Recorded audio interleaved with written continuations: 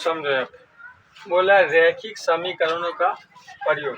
ठीक है, आज हम लोग क्या पढ़ने वाले हैं? रैखिक समीकरण का प्रयोग। ठीक है ना, इसको बहुत ही आसानी से समझने का हम लोग कोशिश करेंगे। ठीक है, देखिए कैसे रैखिक समीकरण होता क्या है उसको पहले समझें। ठीक है ना, आप जब भी देखिएगा रैखिक समीकरण बनाने का तरीका समझिए। आपको इस प्रकार का सवाल दिया जाएगा, जैसे मान लीजिए एक अंक यहाँ पे कहीं परिणाम दे दिया जाएगा। ठीक है ना, कहीं एक चीज दे दिया जाएगा और एक चीज छुपा लिया जाएगा आपसे। ठीक है, तो उस स्थिति में रैखिक समीकरण बनता है। ठीक है ना, जैसे मान लीजिए कभी परिणाम दे दिया तो कभी मतलब अंक दोनों दे दिया, तो कभी परिणाम गायब कर दिया, कभी परिणाम गायब कर दिया, तो कभी अंक गायब कर दिया। इस स्थिति में क्या बनेगा? रैखिक समीकरण बना के आप उस सवाल को क्या कर सकते हैं? हल कर सकते हैं। जैसे मान लीजिए ये राम, जैसे देख लीजिए ये हो गया। बोलेगा किसी संख्या में 5 जोड़ने पर, मान लेते हैं। ठीक है ना, किसी संख्या में 5 जोड़ने पर जो इसका योगफल होगा 14 होगा। क्या होगा? किसी संख्या में 5 जोड़ने पर उसका योगफल 14 होगा। ठीक है ना, बोला एक संख्या ज्ञात कीजिए, मतलब जो एक संख्या 5 दिया हुआ है। ठीक है, और उसका पूरा बोला है उस संख्या में 5 जो है उसमें कौन सी संख्या जोड़ने पर उसका योगफल 14 आ जाएगा। ठीक है ना, इस प्रकार के सवाल को क्या बोलेंगे? उस प्रकार के सवाल को रैखिक समीकरण द्वारा हम लोग हल कर सकते हैं। तो देखिए रैखिक समीकरण की होता क्या है समझिए। जैसे ये सवाल हो गया, मान लीजिए क्या बोला है इसमें, क्वेश्चन नंबर 1 में देखिए बोला है किसी संख्या में 5 जोड़ने पर, किसी संख्या में 5 जोड़ने पर, तो हमको संख्या पता नहीं, मान लेते संख्या, पहली संख्या क्या हो जाएगा? यहाँ पे मान लेते हैं पहली संख्या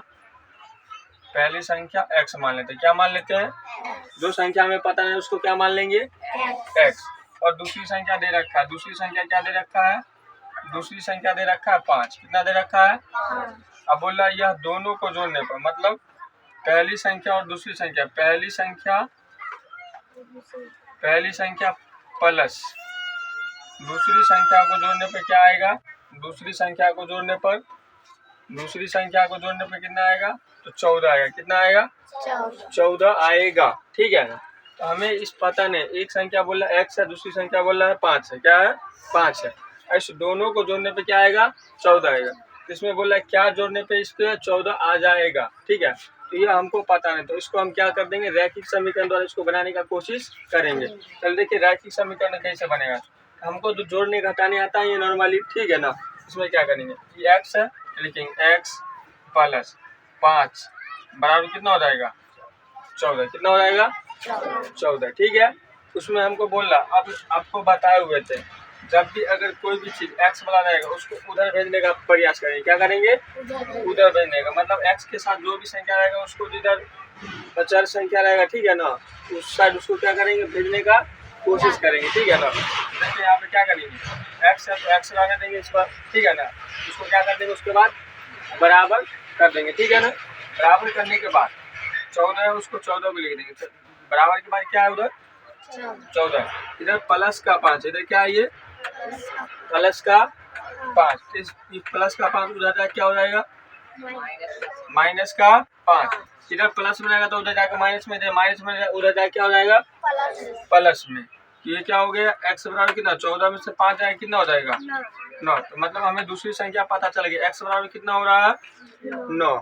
क्या हो रहा है? तो ये हो गया।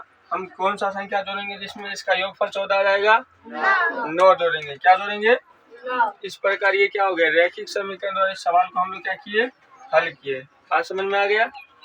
इस प्रकार से अब दूसरा टाइप में एक तरह से रैखिक समीकरण बन गया। ये क्या बन गया? इसी को हम लोग क्या बोलते हैं? रैखिक समीकरण। क्या बोलते हैं? रैखिक समीकरण। ठीक है ना, इस प्रकार से हम क्या कर सकते हैं? किसी भी एक संख्या गायब रहेगा दूसरी संख्या पूछेगा, कभी दूसरी संख्या गायब रहेगा तो पहली संख्या पूछेगा, कभी दोनों गायब रहेगा मतलब उसके बाद पूछेगा। ठीक है ना, इस प्रकार से आप ये क्या हो गया? रैखिक समीकरण हो गया। ठीक है ना, ये क्या था? पहला टाइप 1 था। क्या था ये? टाइप